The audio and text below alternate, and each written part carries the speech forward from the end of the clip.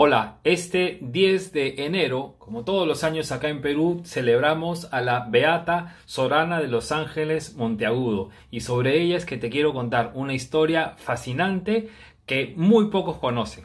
Te voy a decir también que tú puedes ampliar un poco más el conocimiento de los datos a través de esta historieta que, bueno, a mí me dejaron el encargo y la tarea de elaborar la vida de los santos peruanos, beatos también, y con una diagramación de colores muy bonitos y también partes para colorear, te dedico una síntesis de los principales acontecimientos en la vida de estos personajes ilustres de nuestra patria para todo el mundo. Lo puedes pedir a través de la editorial San Pablo, a través de la web o a personarte a sus tiendas. Es una mujer extraordinaria, fascinante, es una vida que se desenvuelve al interior de un claustro, una ciudad, monasterio, como se llama el monasterio de Santa Catalina, allá en la linda ciudad de Arequipa, donde transcurren los milagros y los hechos impactantes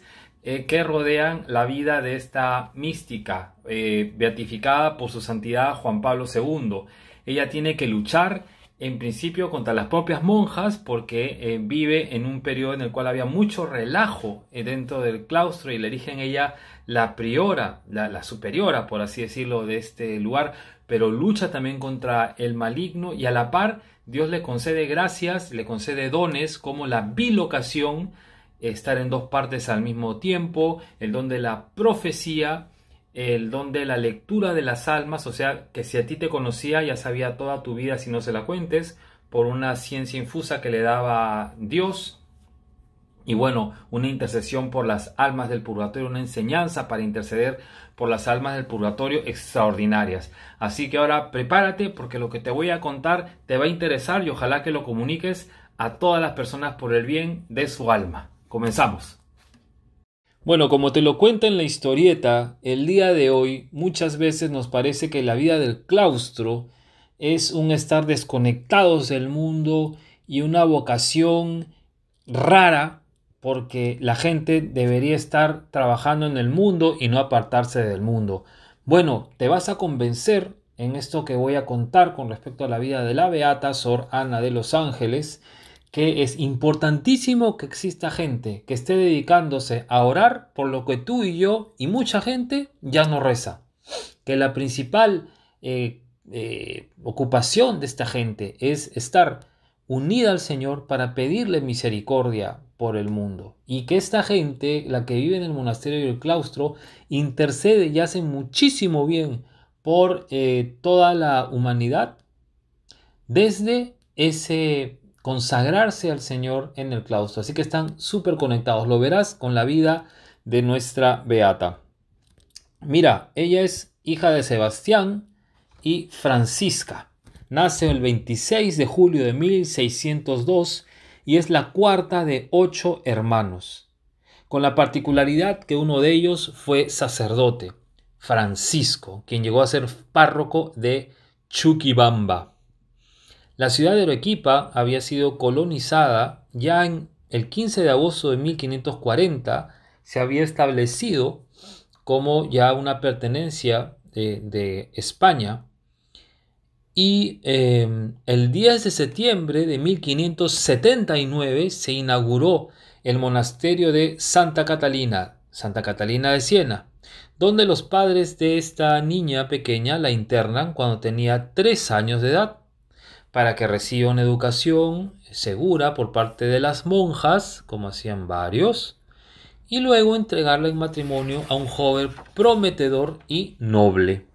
Pero Sor Ana, desde pequeña, se había quedado impactado y le interesaba mucho entregar su vida a Dios, como las monjitas que eran sus educadoras. Cuando ya es adolescente, tiene en sueños una visión donde la misma Santa Catalina le muestra el hábito blanco y negro dominico y le dice: amada hija, este es el hábito que estás llamada a vestir. El cielo te tiene destinada para la vida religiosa. Un día que los papás no están en casa, se fuga, sale a la calle, se pone en manos de Dios para llegar al monasterio, porque no conocía el camino. Y aparece un misterioso niño que se llama Domingo y le guía hasta el destino. Los papás molestísimos no tienen sino que aceptar al final que la hija permanezca en el claustro por intercesión de una monja muy venerable que vivía allí. Ojo que el niño Domingo tendría el nombre del fundador de los dominicos, que es la familia religiosa a la cual pertenece tanto Santa Catalina de Siena como nuestra Sorana de los Ángeles. Interesante. La priora la sometió a difíciles pruebas con tal de constatar de que ella no era una mentirosa y quería estar en el monasterio verdaderamente porque quería seguir a Dios. Y es así que se convence cuando escucha la plática que ella sostenía con su hermano Francisco, que se preparaba para ser sacerdote, que es impactada por esa conversación espiritual.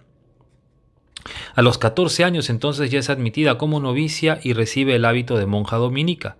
Desde ese momento añade de los ángeles a su nombre, Ana de los Ángeles.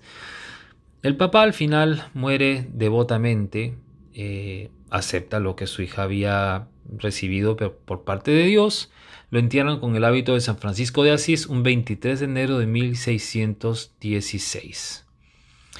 La mamá se muestra reacia a sostener la manutención de su hija en el monasterio, pero Dios es providente. Y ella hace su profesión religiosa el 11 de enero de 1620. Y empiezan a darle sucesivos cargos. Acá hay que hacer la salvedad, como le decía a un inicio cuando te saludaba, de que dentro del monasterio había habido mucho relajo. Porque muchos papás dejaban a sus hijas ahí como en un internado y entonces las monjas no tenían tiempo a veces ya para rezar, ¿no? También habían allí señoras que vivían allí prácticamente e incluso llevaban sus criadas. El gobierno, las autoridades civiles también intentaban meterse en la administración del convento, incluso intentaban vender las celdas del monasterio, que es grandísimo, es como una ciudadela en Arequipa, por si puedes irla a visitar en algún momento. O sea, era una intromisión terrible.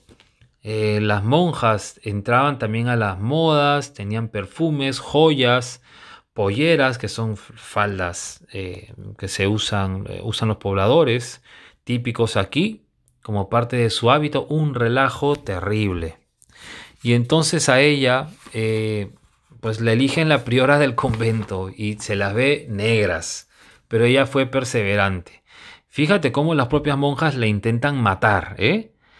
Le intentaron matar 2 veces poniéndole veneno en su comida. Le tapiaron su celda mientras dormía adentro en la noche. Solamente su celda fue incendiada. La acusaron ante el obispo de matarlas de hambre, cosa que el propio obispo comprobó era mentira un día que de visita pues llegó sorpresivamente al claustro, hacía que las vio negras.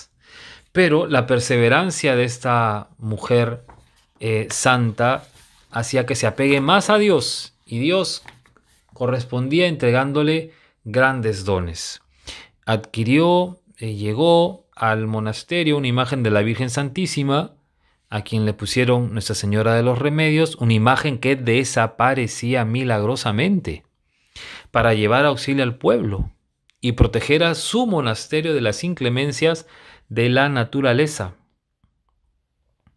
Se sabe una aparición de esta imagen de la Virgen sobre una roca que desvió la inundación que amenazaba destruir el monasterio y alrededores.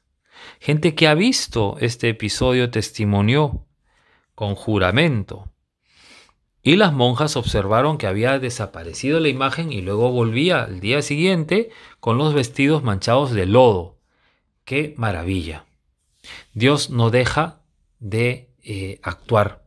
Y las oraciones de estas monjas, en particular de esta monjita de claustro, salvó a la ciudad de muchos peligros. Valoremos entonces la vocación a la vida consagrada, a la vida monacal.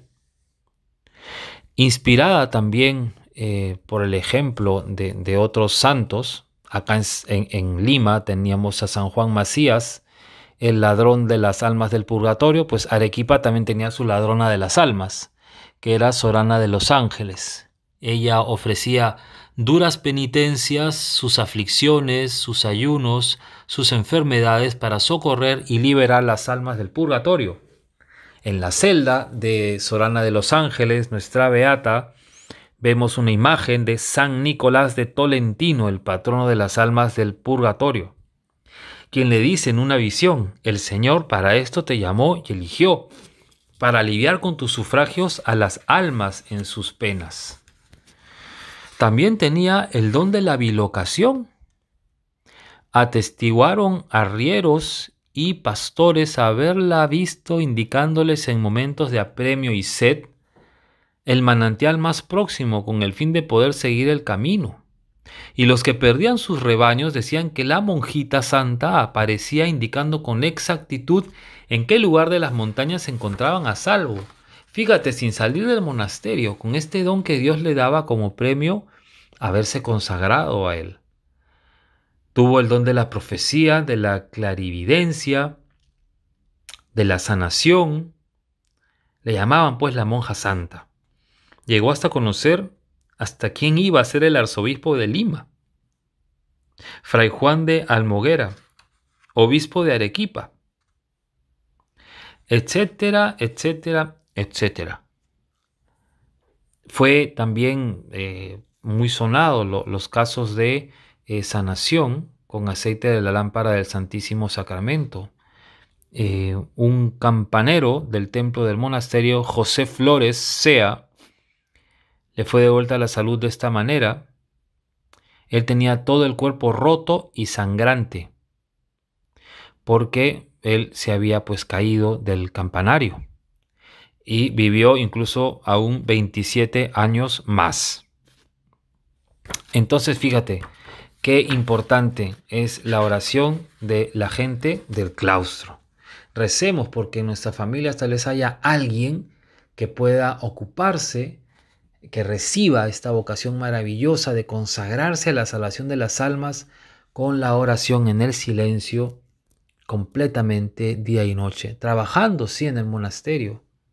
Las monjas cultivan, hacen labores de bordado, preparan postres, hacen labores de tejido, muy primorosos también, tejidos sacros.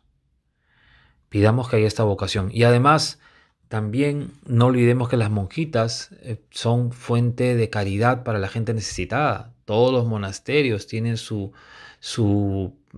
puerta abierta a la caridad, a los necesitados, como lo hacía esta mujer y como lo hacen, creo que la mayoría de monasterios en todo el mundo. Pero bueno, el tiempo pasa, la vida es corta, y a los 76 años ella queda totalmente tullida y ciega.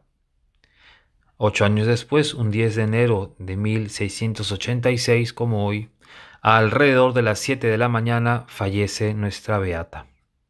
Y al pasar los días, los prodigios más variados y las curaciones fueron sucediéndose. Por tanto, se ingresa su proceso de beatificación el 17 de julio de ese mismo año. Se ha pasado unos meses. Las mismas monjas piden que se inicie el proceso de beatificación. Y el 2 de febrero de 1985, en Arequipa, el Papa San Juan Pablo II la declara beata. Elevemos nuestras oraciones, entonces, porque podamos conocer mucho más de esta beata y al conocimiento de ella animarnos muchos más para tener una comunión mucho más plena con nuestro Señor. Bueno, espero que te haya gustado esta síntesis de la vida de nuestra gran beata Sorana de los Ángeles Monteagudo. Que Dios te dé la gracia de poder visitar este claustro maravilloso en el monasterio de Santa Catalina en Arequipa, y si no, te acojas a su intercesión e imites estas virtudes que ella tenía. Y ojalá recemos todos para que pronto la veamos en la gloria de los altares y poder llamarla Santa Ana de los Ángeles. No te olvides que tienes más información, puedes regalar esto y puedes hacer mucho bien a muchas almas. Que te bendiga Dios en el nombre del Padre, del Hijo y del Espíritu Santo. Amén.